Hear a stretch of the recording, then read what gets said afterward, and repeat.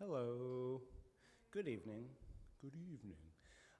Thank you all so much for being here, and everyone tuning in online. Welcome. Oh, and hi, Kathy. It's a real pleasure to welcome Alex Niemi and Alta L Prize, reading from Works in Translation this evening.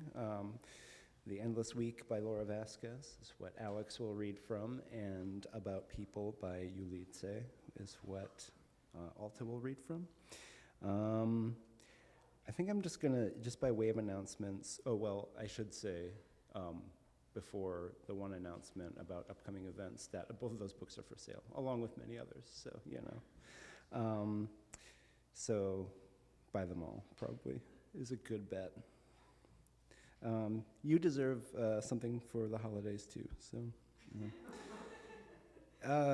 And then, yeah, the one thing I want to mention event-wise, which I think most everybody in this room is maybe aware of, but just in case, is our poetry marathon, the end of January, 2 days, 24 hours, January 24th and 5th. A lot of poetry, some music, some films, some food, some delirium, some delight. It'll be great. So that's going to be at St. Kate, the Arts Hotel downtown. If you are unaware of how to join us there, come talk to us after and find out more. You can go online too, but you know we like talking to people. So, okay, that's the one announcement. That was short. I don't have to be long-winded, it turns out. First up is going to be Alta Price. Thank you so much for being here. Alta L Price runs a publishing consultancy specialized in literature and nonfiction texts on art, architecture, design, and culture. Alta's work was awarded a 2025 NEA Literature Translation Fellowship and has been featured on BBC Radio 4, Specimen, Words Without Borders, and elsewhere. Of the more than 40 books Alta has translated from Italian and German, Juli's New Year was a finalist for both the 2022 PEN America Translation Prize and the Helen and Kurt Wolff Prize. Alta Price, thank you for being here. Welcome.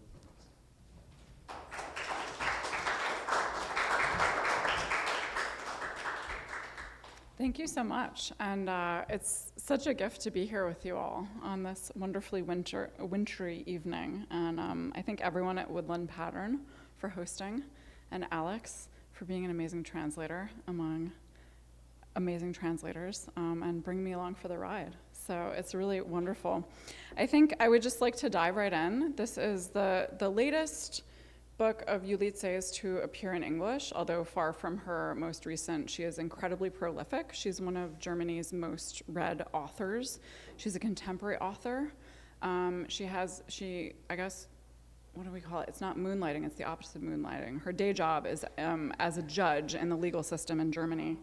And she's had a lot of translators. Not all of her books have been translated, but she's had other English translators. So I've done her latest two, New Year and About People. Which is just, it's wonderful to have sort of a family of translators working on the same author.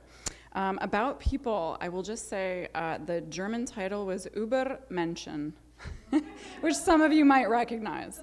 And it is a play on words, and it is loosely attached to another book of hers that was titled Unter Leuten, which was the name of the town in that book. And Übermenschen can mean super men, super people. It can also just mean about people, if you're going to talk about people. So that's what the publisher chose to go with for this book. Unter Leuten also it means among people. So she likes to play with these themes of insider and outsider. This was Germany's first pandemic novel. Yeah, I think that's all I need to say. So. Chapter 1, Bracken. Keep going, don't think. Dora rams the spade into the ground, pulls it out again, cuts through a stubborn root with one jab, and turns the next piece of sandy soil. She then tosses her tool aside and presses her hands into the small of her back. Back pain at she pauses a moment to do the math, 36. Ever since her 25th birthday, she's had to stop and do the math regarding her age. Don't think, keep going. The narrow strip of dug-up earth has a long way to go before resembling anything like an achievement. When she stops to look around, she's overwhelmed by an existential hopelessness. The plot of land is far too large and looks nothing like anything you might call a garden. A garden is a patch of lawn with a tidy little shed, like the ones in the suburb outside Münster, where Dora grew up. Or maybe it's a miniature flower bed around a tree, like the little slices of verdure in Berlin-Kreuzberg, where Dora last lived. The thing surrounding her now is no garden, nor could it be called a park or a field. Honestly, it's a parcel of land. That's how the land register puts it. From that same land register, Dora knows that the house sits on exactly 1 acre of property. She just didn't fully grasp what 1 acre meant. It's half a soccer field with an old house on it, an overgrown wasteland, matted down and bleached by the winter that wasn't, a botanical catastrophe that Dora's efforts will transform into a romantic garden beside her rural home. And not just a garden with a vegetable patch. That's the plan. Dora might not know a soul within a 50-mile radius, and she might not own any furniture, but she wants her own vegetables. Tomatoes, carrots, and potatoes will provide daily confirmation that she's done everything right.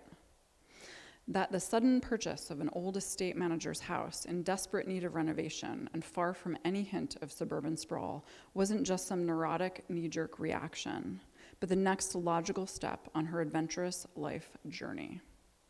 Now that she owns a country house, complete with garden, her friends from Berlin will come for weekend visits, plop down on the antique chairs in the tall grass, and sigh, "You sure have it good here."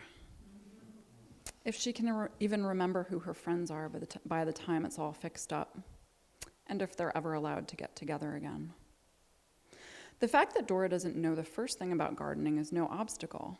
That's what YouTube is for. Luckily, she isn't one of those people who thinks you need a degree in mechanical engineering before you can read the electrical meter or set the thermostat. She's nothing like Robert with all his second-guessing and perfectionism. Robert, who just tossed their relationship out the window and fell in love with the apocalypse. The apocalypse is a seductress Dora can't compete with. The apocalypse demands allegiance and calls for a collective coming to terms with fate. Dora's no follower. That's why she had to leave. And Robert just didn't get that it wasn't about the lockdown.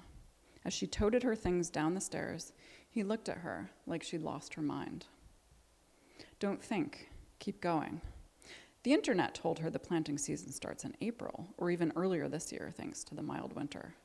It's already mid-April, so she has to hurry up and turn the soil over. 2 weeks ago, just after she moved, it suddenly snowed. That was the first snow this year. Big flakes floated from the sky, looking almost artificial, like some special effect engineered by Mother Nature. The plot disappeared under a thin white blanket. Finally, all clean and tidy, all quiet. For Dora, it was a moment of profound peace. Once the snow melted, the desolate, neglected plot resumed its incessant nagging. Dora had her orders. Get everything in shape, stat. Dora isn't your typical urban refugee. She didn't come here to learn how to slow down with the help of organic tomatoes. Of course, city life is often stressful. The trains are overcrowded, the streets are crawling with crazies, not to mention all the deadlines, meetings, pressure, and high competition at the ad agency. But some people love all that, and at least the city's stresses are reasonably well organized. Out here in the country, it's complete anarchy. Dora is surrounded by objects that have a mind of their own, that never do what they're told. Here, there are so many half-functional, filthy, neglected things, either in need of repair or utterly destroyed, on top of which are all the things that don't even exist here, even though they're desperately needed. At least in the city, things are partially under control. Cities are organizational centers for the material world. For everything in a city, there's at least one person in charge. There are places you go to get things, and places you take them when you don't want them anymore. Here in the countryside, on the other hand, Dora's the only one in charge, and it's her against the domineering natural world, which grows over everything it gets its creeping fingers on. A couple of blackbirds fly over, scanning the dug-up soil for earthworms. One of the birds perches on the handle of Dora's spade, a bold move that makes Jay the Ray, Dora's little dog, raise her head. In reality, Jay the Ray is just soaking up the spring sun in an attempt to warm herself after another night in their cold country house. Her dignified bearing betrays her big city roots, even as she's forced to get up and give these feathered country bumpkins a piece of her mind. Then she goes straight back to her sun-warmed spot, sinks onto her belly, and spreads her hind legs, which gives her body the angular shape that in turn determined her name. Sometimes Dora's mind gets stuck on sentences she's read somewhere. Actually, it's more like the sentences stick to her, and her mind picks at them like a scab she can't scratch off. One such scab is the second law of thermodynamics, which states that chaos always tends toward a maximum unless enormous energy is expended to restore order. Entropy. Dora can't help but think about that as she looks around. Not just at her parcel of land, but all over the village, all over the county, all over the country. It's rife with crumbling roads, half-collapsed barns and stables, former pubs overgrown with ivy. Mountains of scrap metal rise above the fallow fields and abandoned lots, and the woods are strewn with trash from burst-open bags. The freshly painted houses and newly fenced-in gardens are islands amid a sea of entropy. It's as if any given person has just enough power to tend only a few square yards within the wider world. Dora doesn't have an island yet. She's standing on a raft, armed with rusty tools, scrounged up in the old shed, steeling herself, bracing against entropy. She had Googled the village 6 months ago, back in another era, in another world, when she first spotted the ad on eBay Classifieds. According to Wikipedia, Bracken is a locality in the township of Geiwitz, near the village of Plausitz, in the district of Prignitz, in the state of Brandenburg. It includes Schutte, a now uninhabited historic settlement. The earliest mention of the village appears in a deed issued by Bishop Siegfried in 1184. Slavic artifacts excavated nearby suggest that Bracken was originally settled by Slavs. The technical term is linear settlement, which just means it's your typical East German one-horse town. At its center lies a church overlooking the village square. There's a bus stop, a firehouse, a mailbox. 284 inhabitants, 285 with Dora, although she hasn't yet made it to the town registrar's office. It's currently closed to the public due to COVID. A banner on the Geiwitz town office website delivers this news. Dora didn't even know she was part of a public, let alone the public. Who else is in this crowd? Don't think about it. Don't get stuck. There's so many weird new words and terms now. Social distancing, exponential growth, high mortality and mortality displacement, spit guards and face shields, N95s and KF94s. Dora hasn't been able to keep up for weeks. Maybe it's even been months or years. COVID has made it clearer than ever that it's impossible to keep up. New terms buzz around her head like flies you can't shoo away no matter how wildly you wave your arms. So Dora has finally decided all these words are no longer any of her business.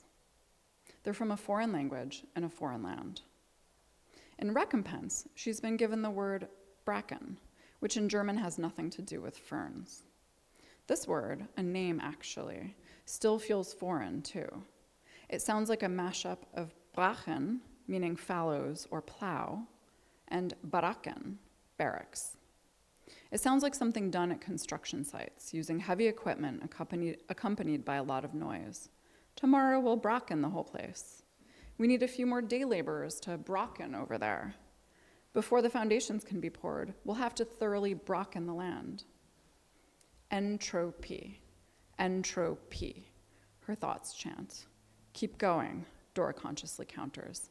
That's one thing she knows how to do. Keep going, even when it feels impossible.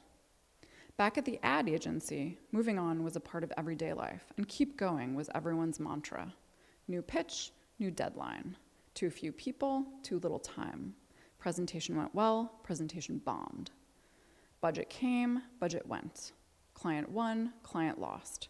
We need to think digital. We need to think multidimensional, the full 360 degrees, from carousel ads to radio spots to social media to vlogging. Susanna, the founder of Suzy, the ad agency, would say at every Monday breakfast, which was just a 2-hour meeting disguised as a meal. She'd go on and on. Creative excellence and unique positioning are what set us apart. They pay the bills. That, plus the fact we really understand our customers and help them solve their problems sustainably. Dora doesn't miss Monday breakfast. The mere thought of it makes her feel like COVID might as well last forever. If you keep going, even when everything feels impossible, sometimes you start to feel like you're gagging, as if there's something rotten on your plate, but you have to swallow it anyway. And then the only thing to do is close your eyes, hold your nose, and get through it.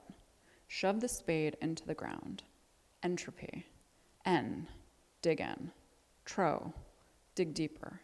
P. Haul out the next shovelful. She chose a lovely spot among the fruit trees, between the apples, pears, and a cherry tree just barely beginning to bloom.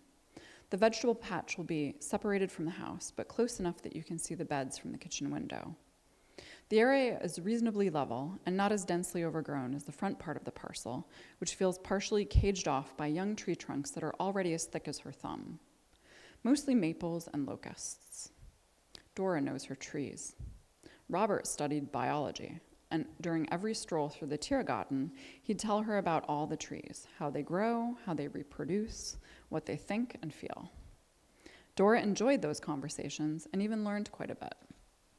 Locusts are an invasive neophyte, an immigrant in tree form. They reproduce quickly and displace other species. Bees, however, absolutely adore locusts. Removing all these little trees, using only garden shears and a handsaw, will take weeks. There's no locust thicket growing between the fruit trees, but there are blackberries. When Dora arrived, they looked like a tangle of dry vines left over from last year, so dense the ground was almost invisible below the brambles.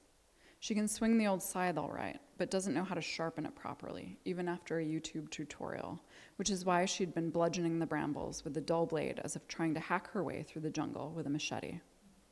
Her first day there, after a chilly night, she went outside still wrapped in winter clothes.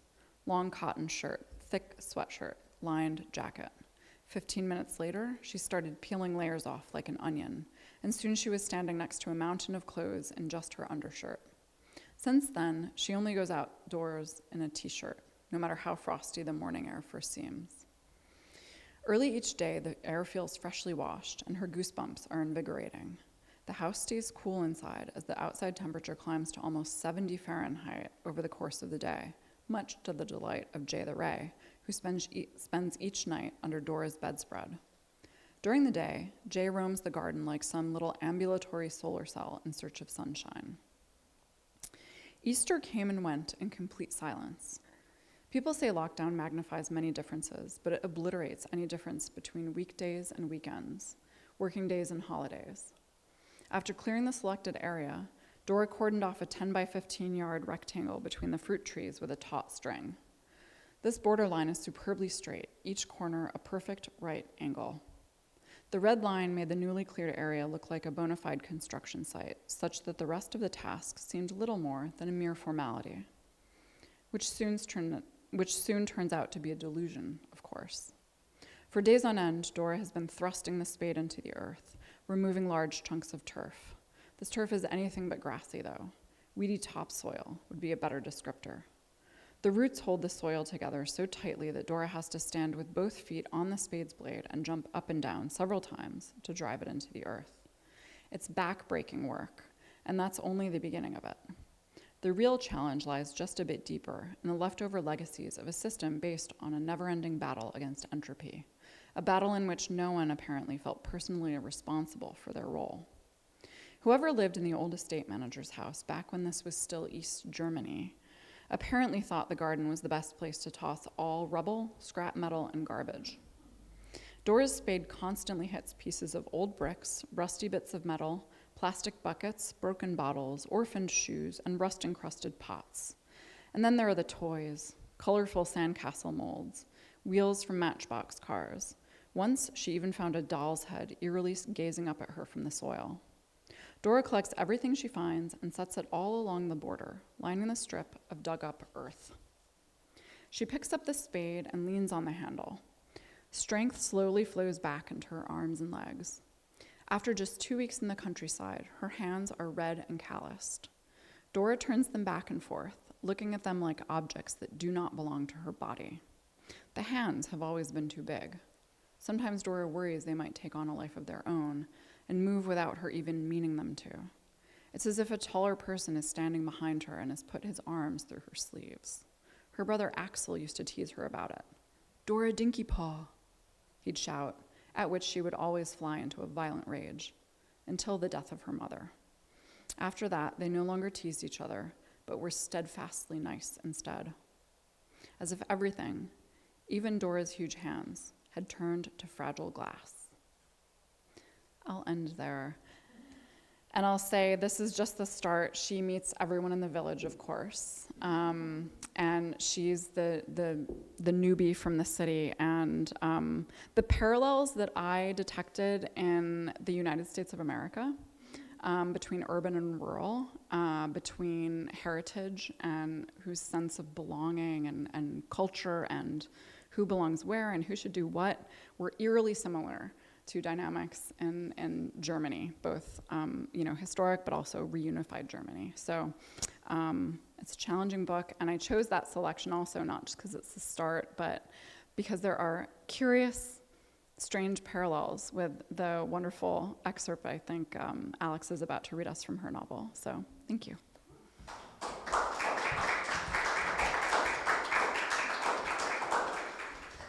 Thank you so much, Alta. Okay, Alex Niemi is a writer and award-winning translator. Her work has been supported by the National Endowment for the Arts and anthologized in Best Literary Translations 2025. She's the author of the poetry chapbook Elephant from Dancing Girl Press, and her latest translation, The Endless Week by Laura Vazquez, was published by Dorothy, a publishing project, in September of this year. Alex, welcome.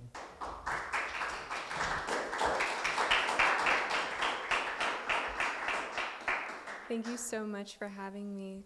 It was a bit of a long road getting here, and I really appreciate Woodland Pattern rescheduling for me earlier this year. This novel, The Endless Week by Laura Vazquez, is definitely a poet's novel. Laura Vazquez is a French poet who lives in Marseille, and up until this point she had only written poetry. And she decided to turn to the novel, and she wrote about an adolescent boy named Salim and his addiction to the internet. I'm not going to say much more than that. You will be able to tell right away that she didn't stray too far from her poetic roots. Chapter 1. A head doesn't just fall off. It can't fall off. It's connected to a thin string that goes all the way down to a person's feet, and if the head falls, so does everything else. You should avoid breaking your head, but you can break your limbs. When you break a limb, you remember the limb is there. When a tooth gets infected, it vibrates inside, almost as if it's speaking. When you pinch your hand, it suddenly appears. If a person puts an eye out, it becomes the main thing about them. In truth, the body is soft. People are soft. Their hands are soft, more tender than wood, softer than plastic or shells. They are softer than fruit, more tender than the majority of things on earth. You can pierce through them with a needle, with a nail. It would be easy. You wouldn't even have to push that hard. There's nothing easier than piercing through someone's hand with a pike or a piece of wood. If you lose your hands, they might as well rot. There will still be arms left behind. Not your head. A head doesn't just fall off. Some robots wear heads like ornaments. You can change their heads, unscrew them.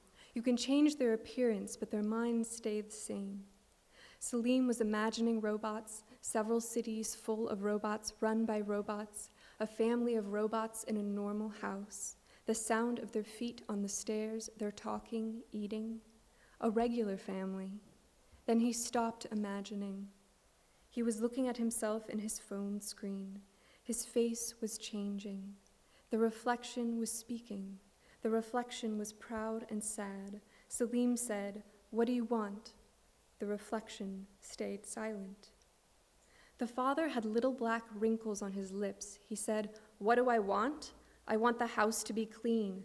But you all leave so many marks behind I can't even count them. If I count one fingerprint, I look more closely and it's really 10. If I count 10, I look more closely and it's really 100. And if I count 100, I spend the whole day counting. It's like you and your sister have 1,200 fingers. Do you really have 1,200 fingers between the two of you? You and your sister? How many fingers do you have? 1 million? Do you and your sister have 8 billion fingers? That's the real question. That's the real question, Salim. This father's lips produced short, abrupt sounds against his gums. He wrung out a sponge and dunked it in water, wrung it out and dunked it again. He pointed a fork at the ceiling and said, "You need to understand that you can't just do whatever you want.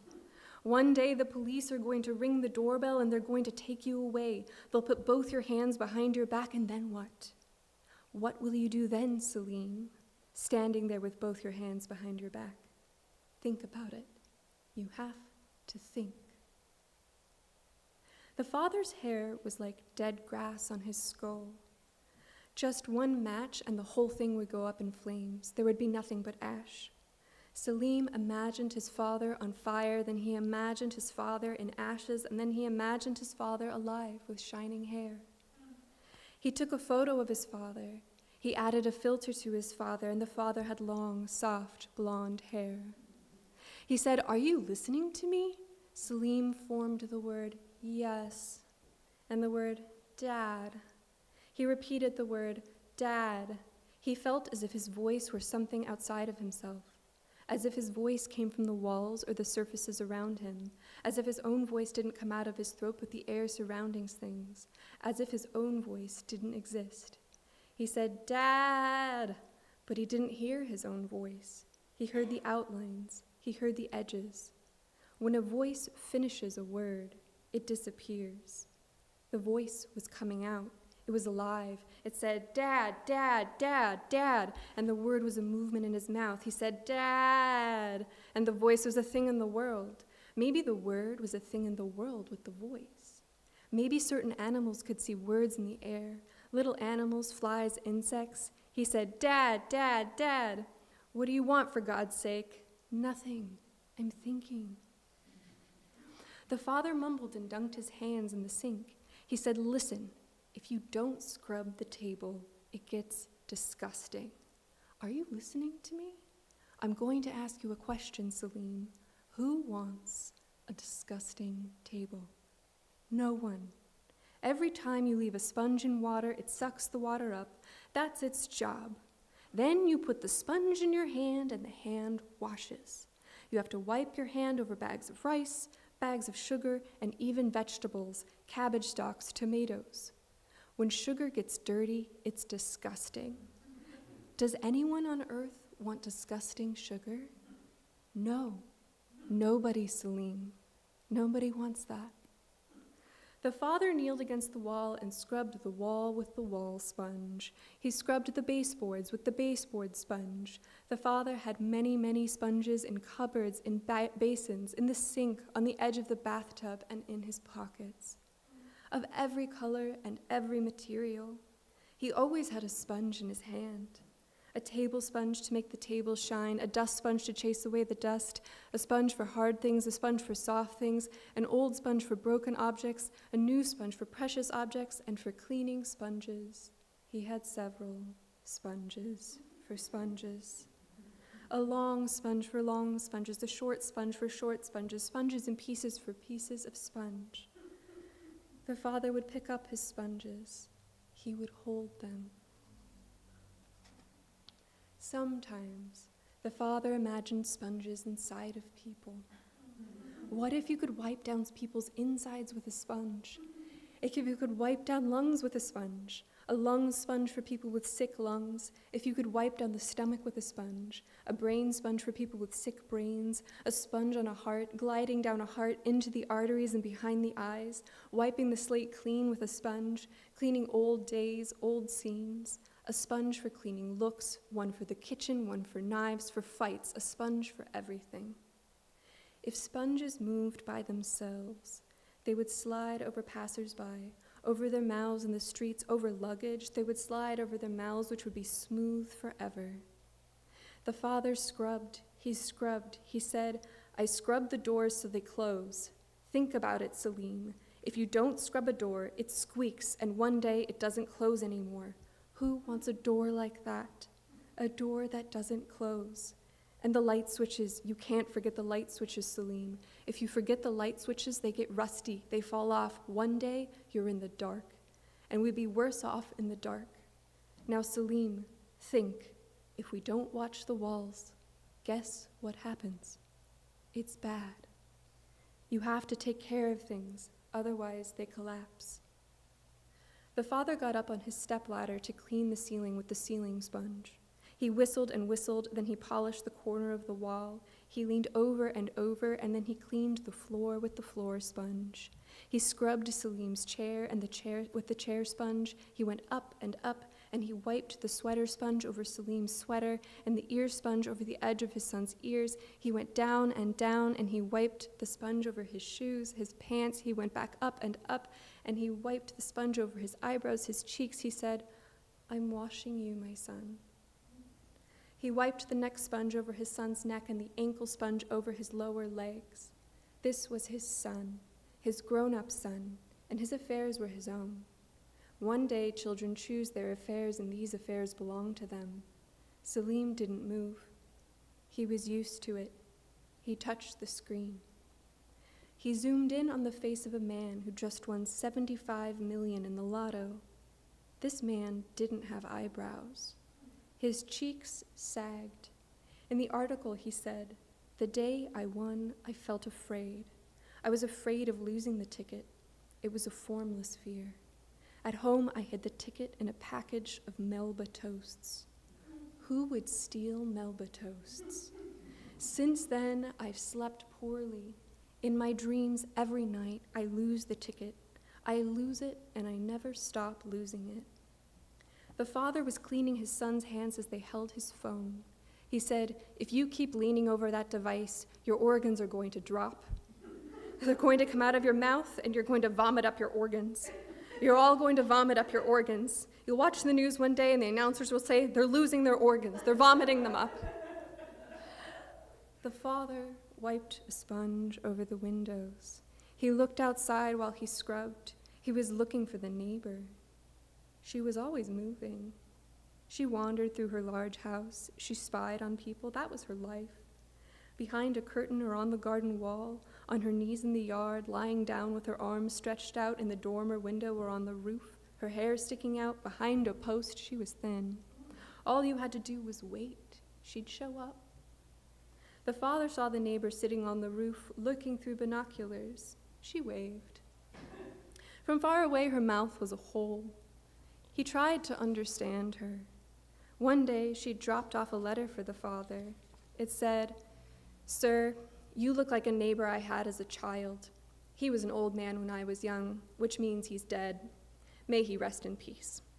Now it's a pleasure to watch your face like it's my job. It brings me back to my childhood body. Be kind. Eyes are tax-free as far as I know, and there's no shortage of problems in the world. Please grant your image to your old neighbor. Since then, from time to time, the father would try to see himself as a neighbor. He would try to get inside the mind of his neighbor to see himself as a neighbor. In the mind of a neighbor, we're all neighbors. Our faces are the neighbor's face. If a neighbor runs into us on the opposite end of the globe, they run into their neighbor. They could run into us on the sea, on an airplane, in the hospital, or on Neptune. They'd still be running into their neighbor. If our neighbor runs into us in a dream, they're running into their neighbor. We are a thing in their thoughts. From birth, we get inside other people's thoughts. The father had lived in other people's thoughts. He'd been looked at. People who are alive are looked at by other people who are alive. Children live in the thoughts of their parents, and parents in the thoughts of their children. All the people on earth have been seen. They've been looked at. When you were born, a doctor touched their stomachs. When they were born, a doctor touched their stomachs. Nurses measured their heads and their feet. A person who isn't looked at doesn't exist, cannot exist. People who aren't looked at don't exist. People who are blind look around like everyone else through the power of their hands. Every person we run into has been looked at by their parents, their aunts, their cousins, by a horse. They've been looked at by their beloved one evening in the light, by their friends, by a deer, from up above by birds, or from the side by a lizard. People resemble the traits we give them, and thoughts transform into facial features, wrinkles, gestures. Every thought leaves a mark on a person, even hermits hidden away in their caves. They live in the thought of the word hermit, in the images of the word hermit, in other people's thoughts. We don't know how other people see because we don't have their eyes, we don't have their nerves, we don't have their minds, we don't have their veins, but the Father looked at his reflection in the window pane, made an effort, and saw himself as a neighbor. A childhood neighbor, someone dead. And he said to himself, "Hello, sir," and answered himself, "Hello." He wondered if the neighbor spied on him at night. Maybe she didn't sleep. That poor woman, her son was crazy. The neighbor's son was a skinny boy. He walked the streets at night, his arms at his sides. Last year, she'd had to send him to a hospital because he was talking to aliens. He'd face the wall and he'd talk to the inhabitants of other planets. He'd say, "I'm waiting for you." At the hospital, the neighbor's son acted like the devil himself. He put pins in the surgeon's gloves and blocked the elevators. He cut the hair of people in comas and turned the lights out during operations. He was uncontrollable. The doctors had to tie him down. They had to do electroshock therapy for months. Was the neighbor's son sleeping now? The father didn't know. But at night, the father would put small objects on the table. Pots, utensils. He arranged them by size in his workplace. He'd take an object, dunk it into the dishwater, and it was as if the water spoke to him. It said, "I am water. I am clean. I am long-lasting. I am calm. I am slippery." The father would plunge his hands, his arms, and his elbows into the water, and the water took him. It took him. If he could have, the father would have plunged his legs and his entire body into the water. From behind, the father looked like he was ramming things into his stomach. His elbows moved slowly as if he were moving a dagger around in his guts. He said, "You guys think this stuff washes itself? But the house would fall apart if I weren't here. Your sister would fall apart, and you would fall apart, and your grandmother would fall apart. You would all fall apart if I weren't here. I had to ask them to give us this house, Salim. I got on my knees at the mayor's feet. He's the one who decides. All the trees you see in town, the mayor's the one who made them grow. We're lucky. Do you think we were the only ones who wanted the old school? This huge house, this huge school, this huge kitchen, these long hallways, your enormous bedrooms. Are you listening to me? If you never leave the house, they're going to take it from us, Salim. We won't have a house anymore. You have to understand. Well, at least if they come, they'll see everything's clean.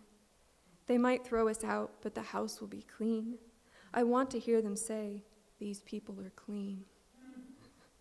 And if there are any disasters, because disasters happen, there are always disasters, and if there are any disasters, we'll call the firemen, so the firemen will see the house is clean.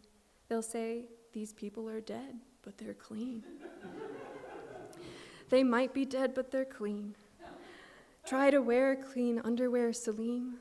Always wear clean underwear.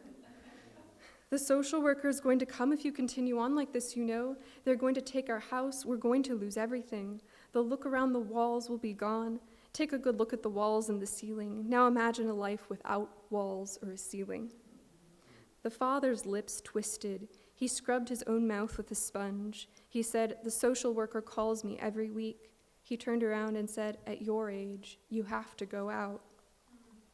Salim liked 2 pictures on his phone. Then he raised his head. His father was wiping the sponge over a bottle. His lips were twitching. His Adam's apple was going up and down. Could he swallow it? Was he going to swallow it? Salim wrote the words Adams and apple, then hit search. He found a sentence. He read, "A laryngeal protuberance is a palpable lump on the anterior surface of the neck formed by the thyroid cartilage surrounded by the larynx." The father touched his neck. From all the water, his nails had melted and his hands were soft. When he touched his body with his hands, it felt hard to him. He cleaned the big spoons and the forks. He cleaned the knives and the teaspoons. Then he started all over again. He cleaned the spoons with the spoons, and he cleaned the forks with the forks. When the father cleaned a spoon, it was as if he were cleaning all the spoons in the world since the dawn of time. He did it out of kindness, out of pure goodness. But while he was cleaning the big spoons, the little spoons got dusty. And while he cleaned the knives, the forks got dirty, so he'd start again. He'd go on for hours. One night, Salim found him with his head in the sink, the right half of his face underwater. Salim had said, "What are you doing?" And the father had straightened up with an expression on his face that couldn't be trusted. He said, "I'm washing up." Now the father was silent. You could hear the drops of water between his hands. Salim took a picture of his back. The father turned around. Salim took a picture of his face. He sent the picture to Jonathan. Thank you so much. Thank you, Mike, Woodland Pattern, Alta, Marla. Thank you so much for having us tonight.